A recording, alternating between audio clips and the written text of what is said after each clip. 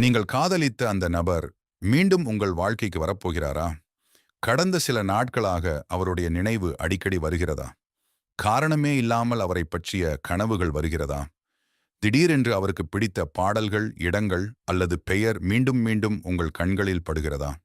இந்த வீடியோவில் பலர் பகிரும் அனுபவங்களின் அடிப்படையில் ஒருவர் மீண்டும் உங்கள் வாழ்க்கையில் வரக்கூடும் என்று மக்கள் நம்பும் 8 அறிகுறிகளை பார்க்கப் போகிறோம்.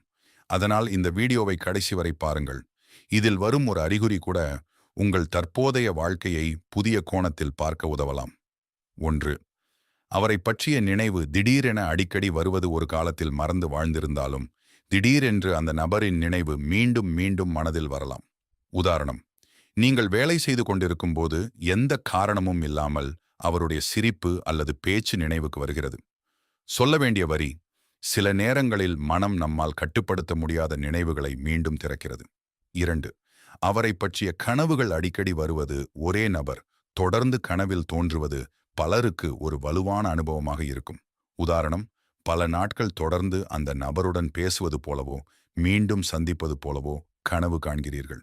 முக்கிய குறிப்பு, கனவு வந்தது மட்டும் எதிர்காலத்தை நிரூபிக்காது. அது உங்கள் மனதில் இன்னும் தீராத உணர்வுகளையும் காட்டலாம். 3. எதிர்பாராத நினைவூட்டல்கள். பல நாட்களாக பார்க்காத ஒரு புகைப்படம், பழைய மெசேஜ் அல்லது நண்பர் திடீரென அவரை பற்றி பேசலாம். உதாரணம், உங்கள் மொபைல் மெமரிஸ் பகுதியில் பழைய புகைப்படம் தோன்றுகிறது. சொல்ல வேண்டிய வரி, சில நினைவுகள் நாம் தேடாமல் நம்மை தேடி வரும். 4. அவருக்கு பிடித்த பாடல்கள் அல்லது இடங்கள் அடிக்கடி கண்களில் படுவது. நீங்கள் செல்லும் இடங்களில் அல்லது கேட்கும் பாடல்களில் அந்த நபரின் நினைவு மீண்டும் வருகிறது.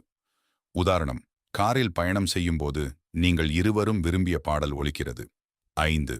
திடீரென்று தொடர்பு கொள்ள வேண்டும் என்ற உணர்வு. எந்த திட்டமும் இல்லாமல் அவரிடம் பேச வேண்டும் என்ற எண்ணம் தோன்றலாம். உதாரணம், மொபைலை எடுத்து பார்த்து ஒரு மெசேஜ் அனுப்பலாமா என்று பல முறை நினைக்கிறீர்கள். கவனம், உணர்வு வந்ததால் மட்டுமே உடனே தொடர்பு கொள்வது சரியான முடிவு என்று அர்த்தமில்லை. 6.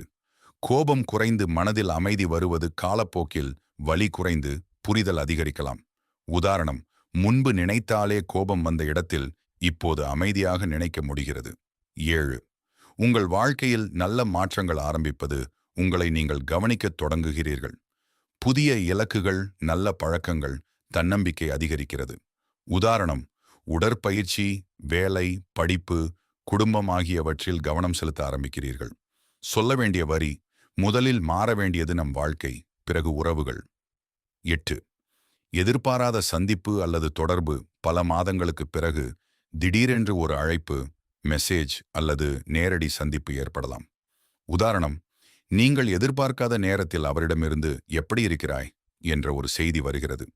முக்கிய குறிப்பு, இது நடந்தாலும் மீண்டும் உறவு தொடரும் என்பது உறுதியல்ல. இருவரின் விருப்பமும் முயற்சியும் முக்கியம். பிரபஞ்சம் சில அறிகுறிகளை காட்டுகிறது என்று பலர் நம்புகிறார்கள். ஆனால் எந்த அறிகுறியையும் விட முக்கியமானது உங்கள் மன அமைதி, உங்கள் வளர்ச்சி மற்றும் இருவரின் உண்மையான விருப்பம். யாராவது உங்கள் வாழ்க்கைக்கு மீண்டும் வர வேண்டுமெனில் அது ஆரோக்கியமான உறவாக இருக்க வேண்டும். அதுவரை உங்களை நீங்கள் மதித்து முன்னேறுங்கள். சரியானவர்கள் சரியான நேரத்தில் உங்கள் வாழ்க்கையில் இருப்பார்கள். இந்த வீடியோ உங்களுக்கு பிடித்திருந்தால் லைக் செய்யுங்கள்.